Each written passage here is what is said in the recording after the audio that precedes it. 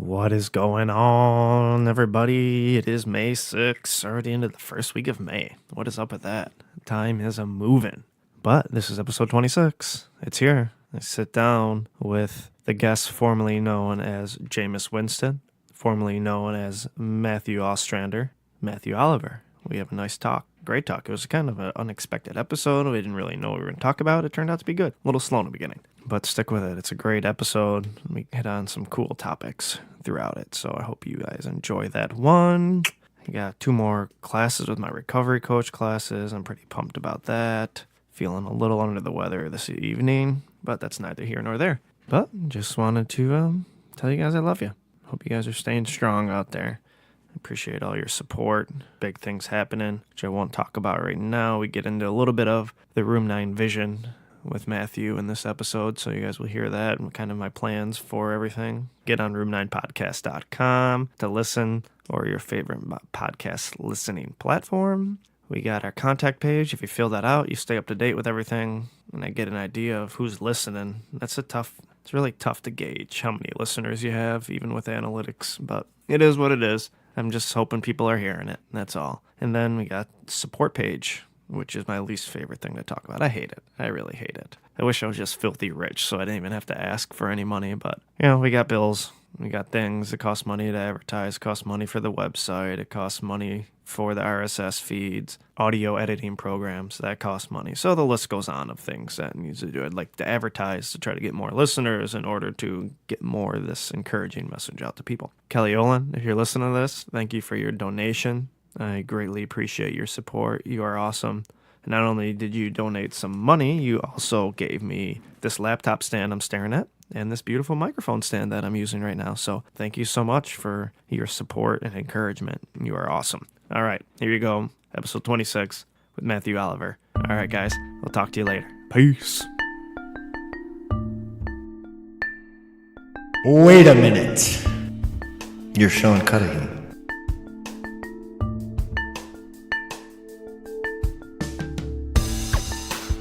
That's right. How you gonna know? You're Sean Cudahy. Stop asking fucking questions.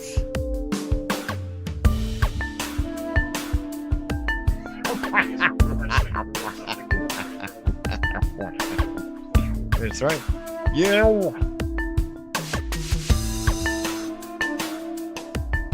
You better believe it. Oh, you better believe it.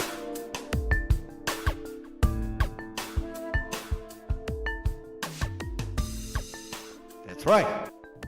Now that you planted your seed inside me, I'm thinking of making this more like something along the lines of best self, like a holistic approach to recovery. You know what I mean? I mean, that's grandiose, right? Mm-hmm. That'd be 25 years from now. You're sitting there as an old man with wrinkly balls, and you're like, I've created this. That's right. We solved it. That's right. The opiate crisis is over. You're welcome, Buffalo. Anyway. As of right now, my vision is obviously making Room 9 Incorporated. Ooh, Incorporated or LLC? Or LLC. Either one, whatever. I would do LLC. It's cheaper. Anyway, go on. File, become nonprofit. Ooh. Establish an income for myself. That's right. And then I want to offer recovery coaching and go around and do speaking engagements. So that's your start.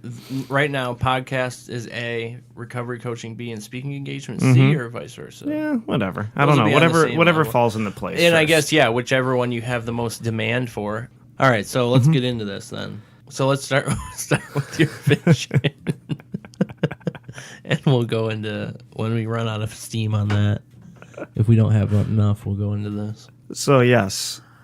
The vision, the room. Oh, the other thing I wanted to say before we get into this, that Room 9 logo is awesome. Who did that? You dig it? I love it. Actually, I had Christine sit down with me, and we just went through. I just found a logo maker and designed it. online. That's awesome because it's perfect for like doing a sticker that's like semi-mysterious, because those stickers are cool. It just is like, okay, it's room 9, this is what it is. But a sticker like that you could make semi-mysterious, and that'll create a buzz, which is how they created Obey, the brand Obey. I don't know what that brand is.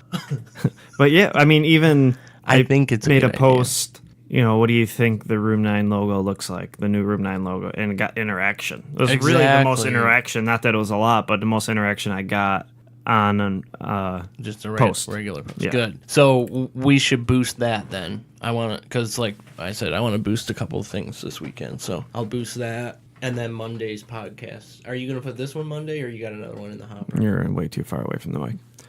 This one Monday, or? Hey, Sean! Yeah, I think I'm going to do this one. All right, so we'll boost this one. I'm going to just put $1,000 into it. I'm going to reach 1 million people. So yes, my vision. All right, let's get into that. It is, absolutely. I want to, as I've already stated, and you cut me off, become a nonprofit. That's right. And then do the recovery coaching. So I don't know exactly, obviously, what this all looks like. You know, right now I'm taking recovery coach classes to become a certified recovery coach.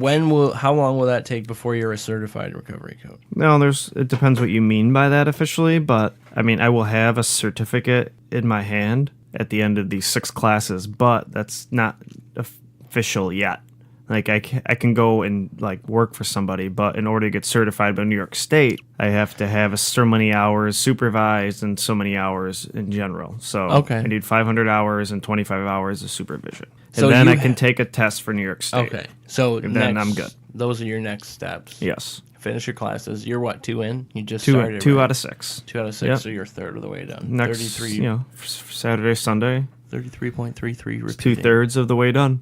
That's right. So I think that is great because not only does it provide you with another way to generate interviews for the podcast, but it's also a really good way to stay connected with where are people at in the current, like, state of the current crisis. You know what I mean? Because if you're sitting in here in your nice high tower of rhetoric, right, and you know that's great because you're producing content that's still helping people. But I think if you really get into on a daily or weekly basis, out in the field talking to addicts who are in recovery, you not only have your own experiences, but also all kinds of different peeps. So that's a good thing.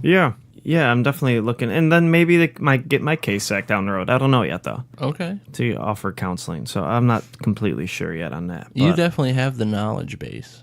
All you need is the paperwork, really. A lot of people do that. They, go to school just so they have the paperwork to do it, but they've already have the knowledge, So I will, see where that goes. I've been listening to this podcast about this dude. I guess it's basically on giving lectures and public speaking and that. Okay. And this one dude gets paid $200,000 a year. Yeah. For doing like 40 speaking engagements. That's it? That's fucking crazy. Yeah. I was like, that's insane. That is insane. That's beautiful. Not that I'm looking to ever make that much money, but Oh, no, you want to make that much for money. speaking. But I'm just like, that's freaking crazy. Well, you'll get there, though. That's the thing. People, and don't ever underestimate your talent because people will pay. It's a form of entertainment. It's very true. You know what I People mean? will. If you think about it from we both grew up in a Christian background. If you think about it from the viewpoint of a traveling evangelist, those guys are not poor. People pay money to see them Joel speak. Osteen. Exactly. That shit's crazy. There's money to be made because it's a form of entertainment. Whether people consider it that or not, that's what it is. No, it is. Yeah.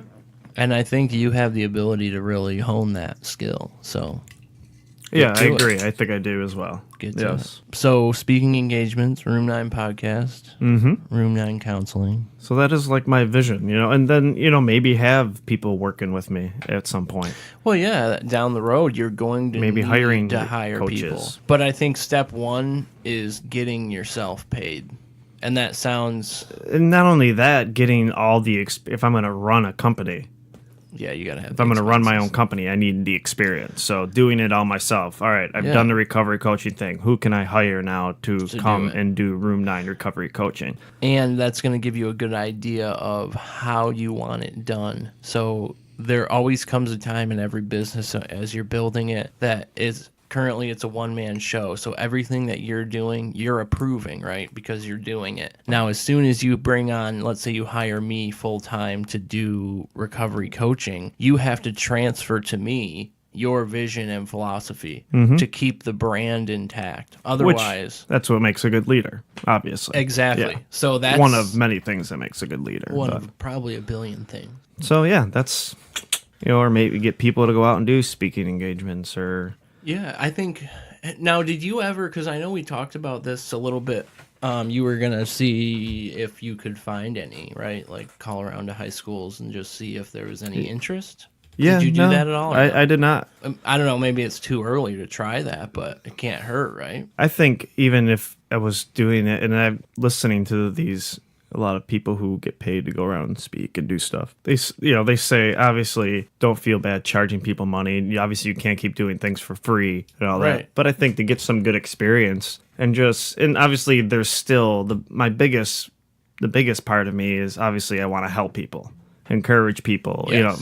that's number one for me. So to do something, to go to high schools and be able to develop some sort of learning experience for myself, to be able to go in front of groups of people and talk, and how am I going to do it? Am I going to have PowerPoints? Or part of me wants to get into, what I feel is the biggest missing component in recovery that is missing, and why people keep going into relapses and stuff like that, or whatever it may be. Honestly, I'm not totally sure, but I need to develop something. So I think maybe going around and going to schools or whatever is a good, even if it is for free, to take those opportunities. Because at worst case scenario, I help one person, I learn a lot from how to develop I don't want to call it I keep wanting to call it like a stand-up, but it's not comedy, but I don't know, like a process, I guess is the word. Just the process of doing the speaking. So Yeah, so you'll develop a presentation, really. It's kind of what it'll come down to. And I guess based on your audience, you'll change that, day to day or whatever you're doing. But yeah, it's the same in any field like that you're trying to get into. You have to put in the time and become talented before you can make the money. The money will follow.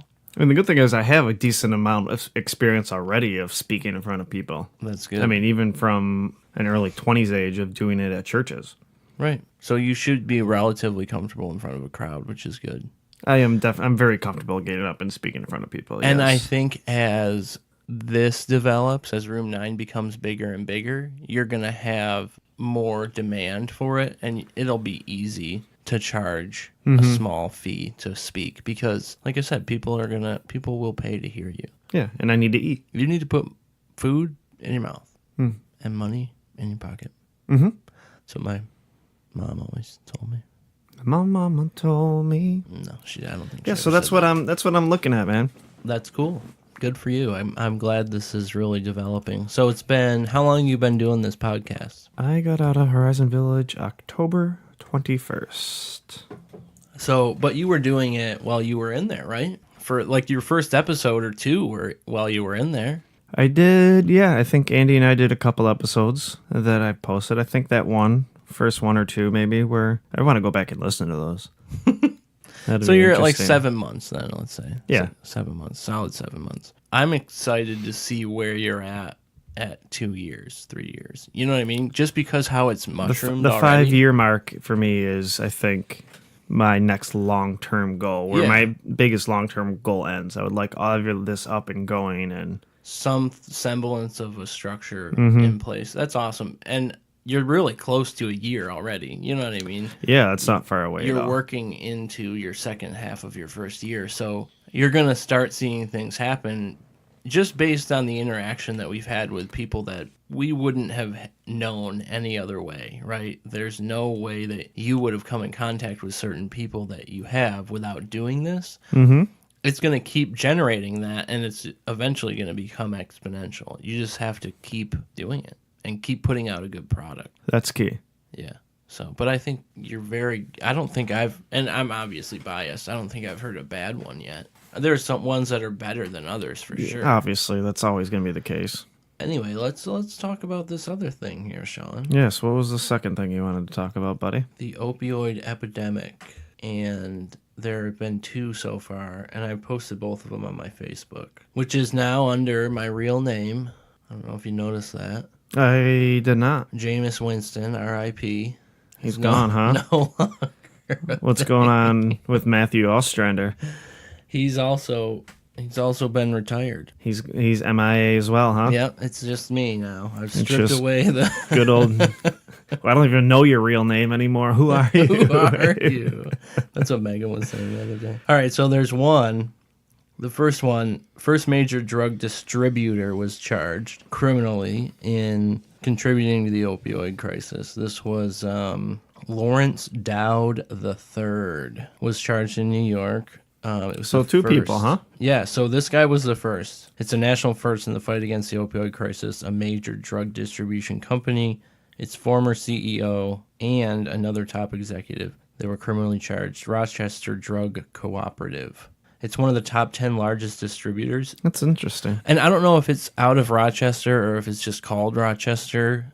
I don't think it's out of Rochester, the New city. York. I don't think so. But that's what it was called. Rochester Drug Cooperative, top 10 largest drug distributors in the United States. This was a couple weeks ago, but they were conspiracy to violate narcotics laws, conspiracy to defraud the U.S., and willfully failing to file suspicious order reports. So essentially, they willingly and knowingly filled orders from pill mills, and I don't know how much you know about that, but I'm going to assume that you don't because there's people in our audience that don't. So in Florida, especially, and in the South. I mean, when I was living in Georgia, I saw them too, and this would have been back in '08 when things were really pumping with these pill mills. You could literally go to Florida or go to one of these. Florida was the worst. Florida was the worst, so let's just focus on that. And nothing against Florida. It's a beautiful place It's all right. to go and It's retire. really flat and hot and muggy. Well, there's Disneyland. Swampy. Disney World. Disney World, yes. And then also Universal, which is for adults other than Harry Plopper World. Anyway, we're not here to talk about that. So in Florida, you could go with anything into one of these pill mills, and they were literally set up cash only, doctor's office, and a pharmacy. You would go see the doctor for, I think some of the people that went in undercover were seen for like 30 seconds by a doctor who wrote a script for Oxycontin, Roxycodone, whatever you wanted, really. This is back before they changed the formulation, so you could abuse them pretty heavily, pretty easily. Oh, people were just leaving the county, going to another county, and getting another script. Before, and especially even in New York, you could doctor shop. Yeah, so it's you crazy. would go there, you would see this doctor at a pain clinic, they call them. And then you would literally walk next door and you would get it filled for cash. But this drug distributor was charged with knowingly and willingly supplying these guys because that's a suspicious order. The amount of prescriptions that they pumped out was insane. It was like enough to...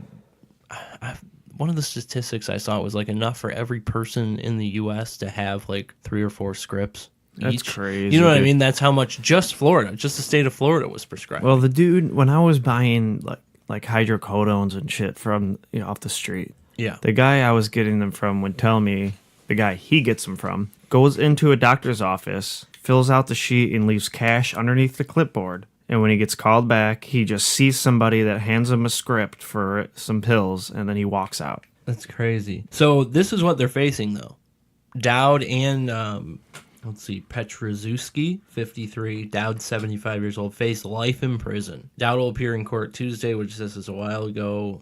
He pleaded guilty. Well, Petrozowski pleaded guilty last Friday. This is fantastic that these things are starting to happen because somebody... I mean, really, everybody's aware of the opiate crisis and everybody's aware how it was caused, right? Mm-hmm. Pharmaceutical companies in conjunction with doctors. I'm wondering, and this, I may not be ever seen by another doctor in my life, but are there going to be doctors charged? I think there should be. Anyway, that's neither here nor there. Now, this newest one today that I saw, a Boston jury found John Kapoor, one-time billionaire and founder chairman of drug company Insys Therapeutics, which is down 1.66% today, guilty of a racketeering conspiracy to boost sales of a fentanyl-based drug and throw gasoline on the opioid crisis fire. So what did they charge him with? They charged him and 4 colleagues of running a nationwide bribery scheme from 2012 to 2015 to peddle the painkiller Subsys, which I don't know if you've ever heard of that, but that's fentanyl-based spray. Yeah. So up to 100 times stronger than morphine. We all know that fentanyl is a killer. according to the government's 39 witnesses, INSYS propagated the opioid crisis by step 1, bribing doctors to prescribe Subsys using cash, appealing sales reps, lavish dinners, and more. Step 2, then lying to insurance companies to make sure the very expensive drug was covered. He obviously argued that he was unaware of the schemes. One attorney said that by charging Kapoor and company with racketeering, the federal government considered the scheme organized crime. I mean, I think we're just starting to see these things fall into place. It's been, obviously it takes time to do a case like that, a large case. They've probably been doing it since 2012 or 2015. I'm really happy to see people being held accountable for their actions. Yeah, obviously, that's good. Doesn't change anything. Well, that's true. I mean, you know what I'm saying? The statistics still say that more than 130 people in the U.S.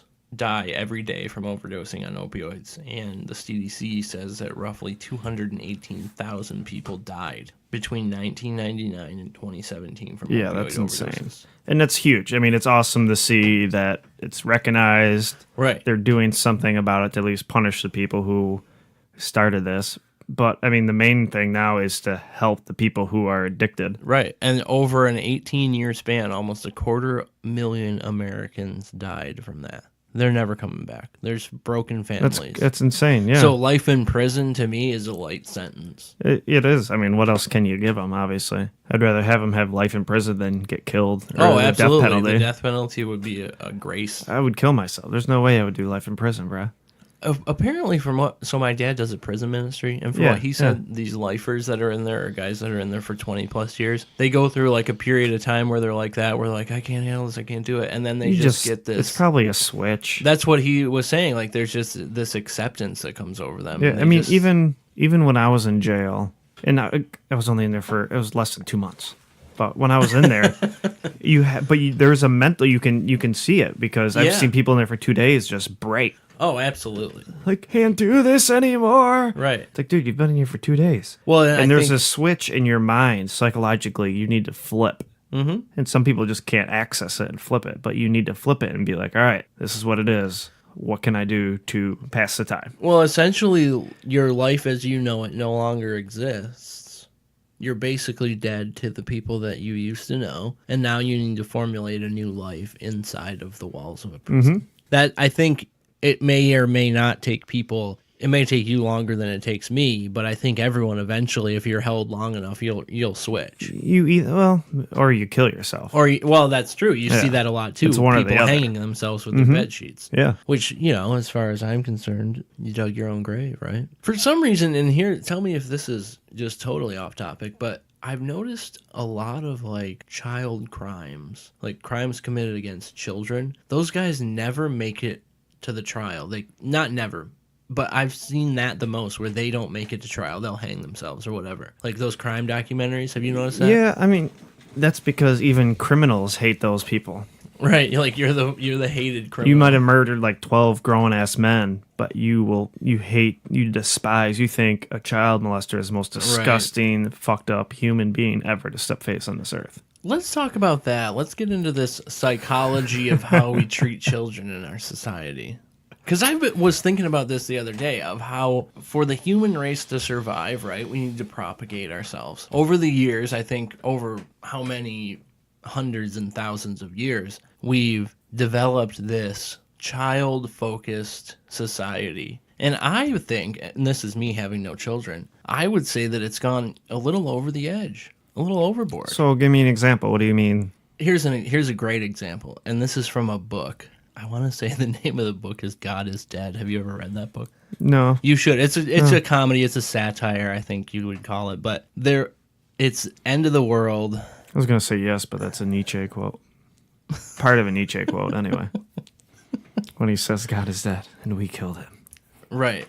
Anyways, what was I saying? Oh, okay. So in this book, there's a whole part of society's crashed and burned because God died and became a hyena or something. I don't know. Anyway, it's a funny book. You should read it. It's a short read. And there's this guy, one of the characters in the book is like in charge of this department that essentially tells people that their children aren't exceptionally special. They're just average, normal kids. it has, like, society has gone way overboard with, like, their children, and because children are so rare in this society, like, end of the world society, everyone who has a child thinks that their child is, like, this genius, da-da-da, but this guy's job is to tell people that their kid's not smart. Not that smart, not that special, it's just average, but I think in the book he ends up encountering one that really is. But anyway, that's what I'm saying, like, and maybe I'm wrong, and maybe this is coming from a place of complete ignorance because I don't have children. But we've, like, and I think it probably comes down to just surviving as a race, where, like, it's so children As a race or a species? Because I don't know if we just got on some white supremacist no, stuff I'm sorry. or what. You're right. I meant, you know what I meant. There's no need to be a dick. As a race. That's a human race. Human race. Species race. As a race? I thought you were talking about the white race. I'm No, like, all right, well, we're going to stop recording right now. We're included. As a species. This does not include the opinions of Room 9. This is 100% Matt's opinion.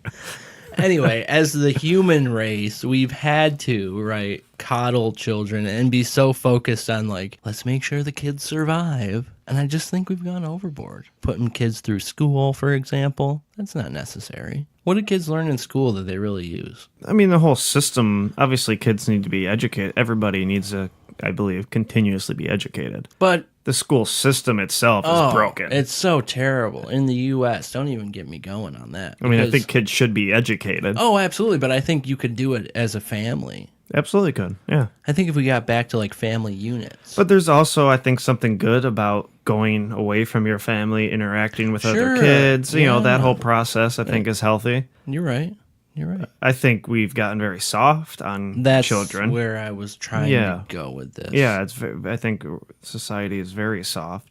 Like, every child now thinks that, like, it's okay for them to tell you not to talk to them that way. Or, like, everything is disrespectful. But why do I need to be respectful to a 12-year-old? Like, shouldn't he be respecting me as an elder? I think it should go both ways. Well, obviously. I'm not going to come in and, you know, slap him in the face or whatever. No, there is a lot of that going on. Slapping 12-year-olds in the face? No, a lot of the disrespecting thing going on. Just smacking 12. I think there needs to be more of that. I just watch it all day long. People smacking 12-year-olds. 12-year-olds, yeah. Are you 12? Smack. I don't know. I think the problem is it comes down to, I think, parenting. And parents want to, and I'm going to kind of swing this back to drug addiction. Because parents want to not be parents in the sense they want the schools, the churches, and everybody else to raise their kids. Well, it takes a village. And you can't. You're right. You can't punish put that a off. student as you could as if I was their parent. It won't hold the same weight. It won't do the same thing. And I think, too, putting it back into the addiction realm, for example, my parents recently, and only I think because I've let it happen or allowed it to happen, have become more involved. They've been more involved over the last year or so in my recovery than they've ever been. And that's, you know, through the help of counseling and all of that. Mm-hmm. But I think it mostly had to do with me. They would have and wanted to be involved, but I just didn't feel comfortable for whatever reason. But I think I'll always be their kid, right? So when I'm around them, I still feel like that 18-year-old who is, like, rebelling against my parents. You know what I mean? And I don't know why. Why do you think you feel like that? I don't know why. I've talked to some other people who I grew up with, and they say the same thing. Like, anytime they're around their parents, they just feel this sense of just being a child again, you know? And I think maybe that's normal. I don't know. How about you? Like, I get it. I had to break that. I broke that with my parents. How did you do that, though? I realized, even with my sister, and this is even before my addiction was, like, crazy and out of hand, or my opiate addiction wasn't even there.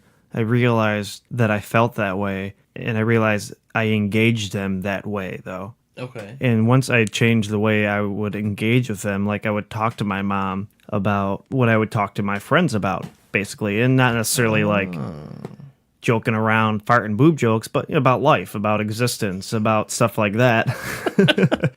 And I do have a fair amount of that with my parents, of course, too. But yeah, we all do. We've all done it. But yeah, I've just the way I engage them, I realized I wouldn't discuss or bring up things I enjoy talking about around my mom, dad, and my sister as I would if I was with my two good buddies or whatever. So I started doing that. And now, like, I drive my mom to work every morning and pick her up every afternoon, and I have conversations with her like I'm not a child. Right. Like Now, there adult, is times, like, you're always going to be kids, a baby, your baby boy or your Of baby course, girl that's to what your I'm saying, parents, to no an matter what the extent. age. You can be, Christine's 45 and her dad still talks to her like that. It's like, it's never going to change. And I think you're right. It's probably the amount that I interact on that level. Mm-hmm. And I mean, maybe I need to just, because I think it's not intentional, right? Like, it's not like my parents are trying to treat me like a child. It's just in my head, you know what I mean? So I think maybe consciously focusing on developing more of an adult relationship with them, which for sure, with the help of Horizon and counseling and whatnot, my relationship with my parents, like I said, has grown and flourished, really. And I think maybe that's what is needed to go to the next level, is just me opening up more, trusting them more, because they're not the parents who I lived with at 16 who would, punish me for wrongdoing. You know what I mean? Like, that's not who they are anymore. They just want to see me do well. And I'm always, like you said, I'm always going to be their child. So they always are going to have this sense of caring for me that goes to a level that nobody else will care for me the way my parents will ever. Maybe a wife, if I ever decided to get back into that joke of a Which I think is a different kind of institution. caring, too, in a sense. Yeah, no, you're absolutely right. But I think that whole dynamic, like watching it change at age 30, almost 33 now, I can consciously think of when my parents were my age. Like when I was probably 10, my parents were my age. So I know what they were like. And now as I go through my life, I look back on that and I think, wow, they were trying to handle 3 boys, and my dad went to school at night and worked full time, and my mom, That's crazy. built a household. You know what I mean? Like, she was a homemaker. She schooled us. She put us through school. We went to church. They were very involved in church and missions work. And, like, just at 33 years of age, what my parents were doing makes my life look like a joke, because I can barely pay my rent on time. Well, obviously going through recovery too. I think a lot of that feelings too comes from maybe the sense of I'm 33 and I just got out of jail and rehab right a few months ago. Why wouldn't that feeling be there? And I didn't. So let's rewind my life to when I was 17, right? Graduating high school, very naive, very bright-eyed, full of ambition, hadn't been crapped on by the world yet, still thought like I could accomplish anything. Going into life then, I had a very different idea of what my life would look like at 33. Like, I would not even jokingly say to people, I'm going to retire at age 35. And I'm not there. I don't know if you know that or not. I'm not even close to that goal. Yeah. Of retiring in 2 years. Yeah, either am I. I'm actually hoping that I can do something the rest of my life where I don't even care about retiring. So, well, and that, you know what? I was talking to Megan the other day, and I was like, is the best that we have to hope for, like, working... Actually, this was last night. I was in a real cynical mood. The best thing we have to hope for in this life, like working at a job that we hate and we're too old to enjoy it. No, and this was one of my top 3 triggers for loving to use drugs. Right. Because that's what I would go through every day I walked into work. I am too smart to be cutting friggin' area rugs. What am I doing with my life? Absolutely. Like, I can't do this. And I felt miserable working, even in a kitchen. What am I doing with my life? Like, I love cooking. I love seeing people enjoy the food I cook. But what am I doing? Really, this is terrible. Like, I feel worthless here. You're absolutely I feel like right. I'm wasting my life away. Yeah. And I just refuse. I can't go back to that. And I think... Hence room 9. Yeah, and that's a good point. And that's what I'm trying to do with the electrical thing. Because, example, last week I was doing a side job, right? Electrical after my normal 8-hour or 40-hour week job, right? And my days in the office are like a time vortex. Time stands still. I look at the clock and it's going backwards somehow. Like, I thought it was 9:30, but it's actually only 8:40 somehow. Ugh.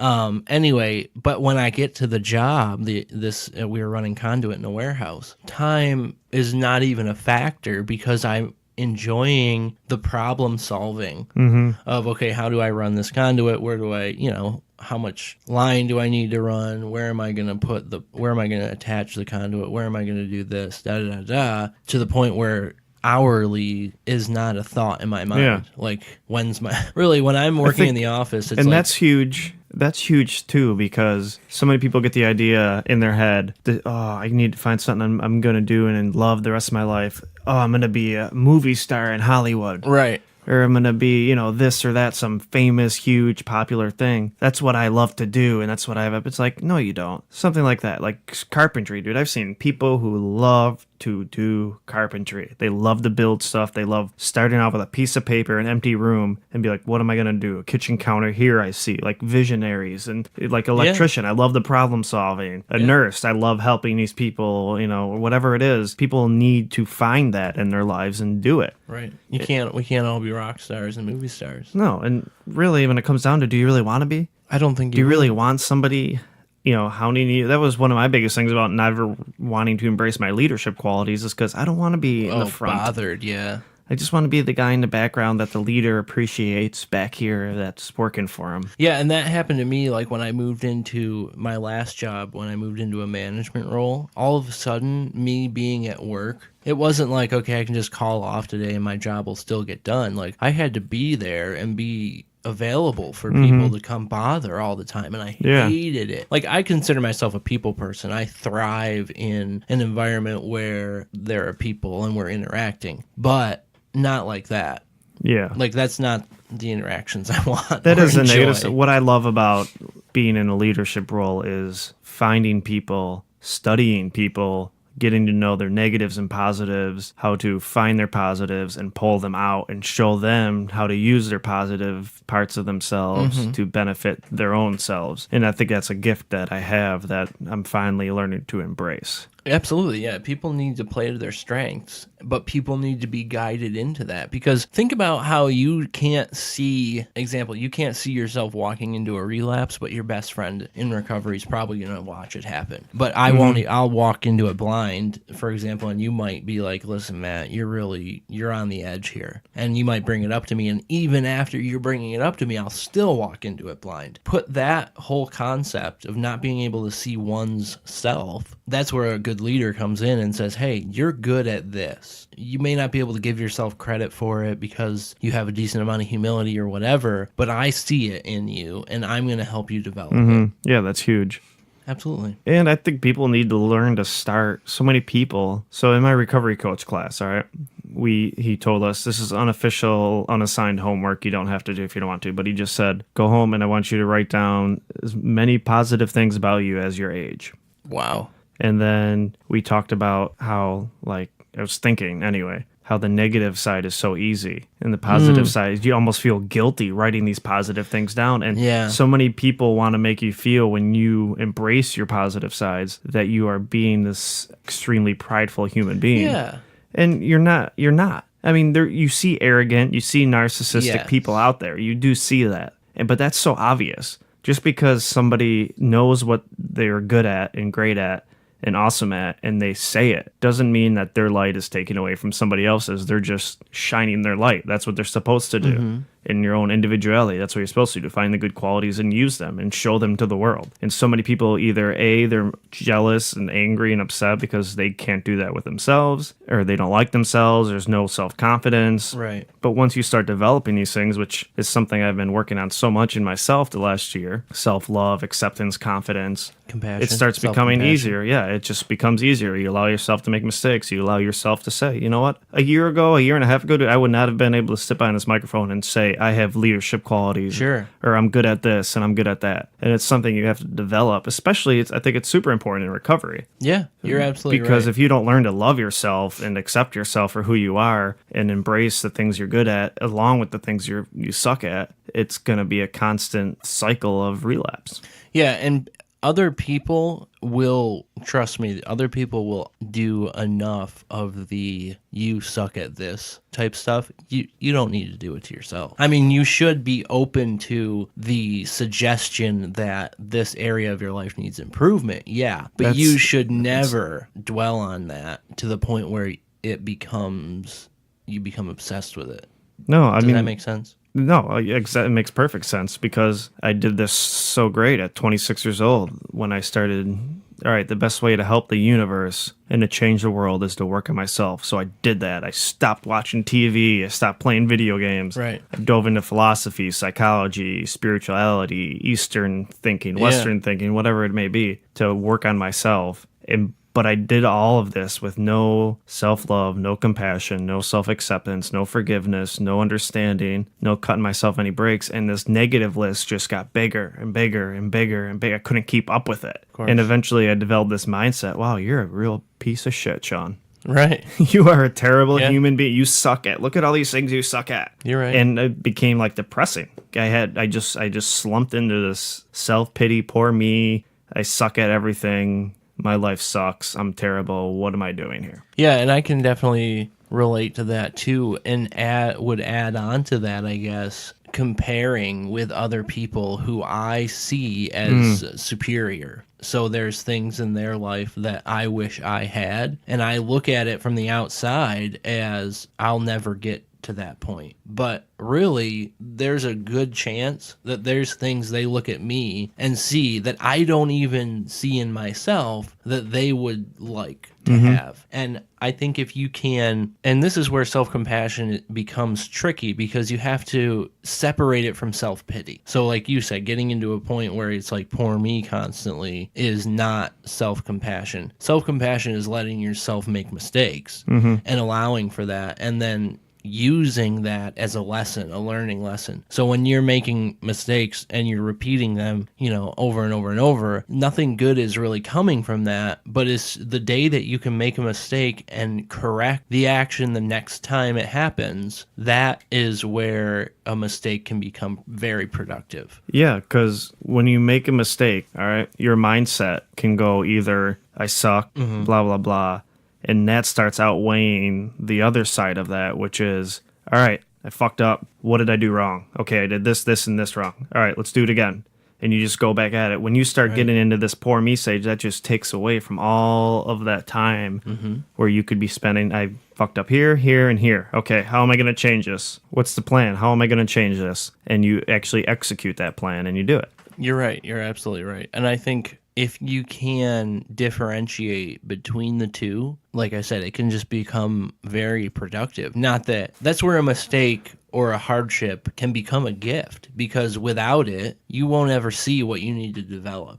So, for instance, if you have, let's say, somebody who's really in your life giving you a terrible time, right, always on your case about whatever, that in itself, that person being put in your life is a gift, because now you can learn how to handle situations that are confrontational. Without that person, you would never need to, nor would you ever learn how to handle a confrontation. I don't know, that's... Yeah, patient, whatever that person is teaching you. Yeah. Right, and without allowing yourself to make that mistake, without self-compassion, you're going to miss those opportunities for growth. So yeah, I think that's the first step, is to get the compassion, this love, the forgiveness for yourself, and then develop the awareness to... Really, for me, it's anytime I have an issue with anything, why do I have an issue with this? Why do I have an issue with this person? Why do I have an issue with the situation, whatever it is? Why does that make me angry? What is it that I can change in me now that will change the situation? That's and a you really start good developing, point. Yeah, you start really developing these habits, and all of a sudden, magically, these things become less noticeable in your life.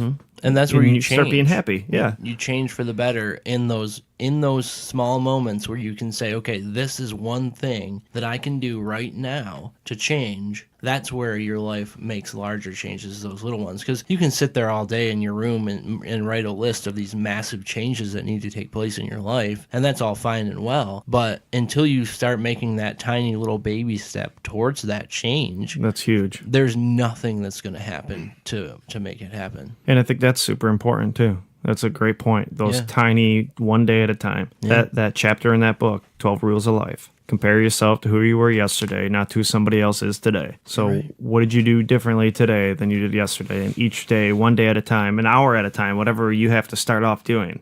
Yeah, and I like how he talks about that because it's like take something that's manageable. Okay, I may not be able to, I don't know what's a good example for this, but I may not be able to play some crazy piece on the piano today, but can I learn to play chopsticks? Probably. And that's the same thing with life. Or can I learn to play an A flat on the piano? Right. Along with a B minor. Okay, I did that today. I have that chord change now. You know, it takes time to get to the point where you're playing Bach Sonata in D minor Bach perfectly. Sonata.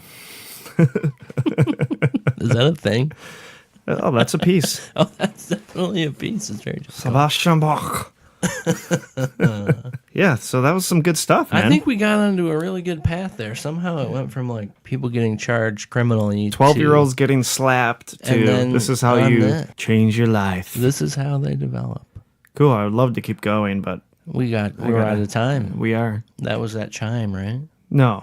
What was that? That was a message. I forgot I put on the one do not disturb, but Ooh, I didn't put on the other no notification thing. right. So no, this is beautiful, man. Yeah, great. 50-something always minutes. Fun. It's always so. It is. Oh, we'll be in touch. We will. I was talking to the people listening. Oh. Not really, I was talking to you. All right, guys. Thanks for listening, as always. Peace out. Yo, yo, yo, yo, yo. Thanks for listening. Hope you guys enjoyed it. Get on room9podcast.com, contact form, support page. Help us out. Paying some bills. I appreciate it. And contact form again. Fill it out so I know who's listening. Check this out. Check out our blog. Soon to come, hopefully in the future, you guys, as you heard in this episode, recovery coaching, me doing speaking engagements to just keep spreading this word of hope, because anybody can do this. Any family member can learn and grow and help their loved one. Any addict can learn and grow and learn how to just live a beautiful life in sobriety, or even with a harm reduction, or whatever it may be. Just keep working hard and it will pay off. All right, guys. Thank you again for listening. I will talk to you next week. Later.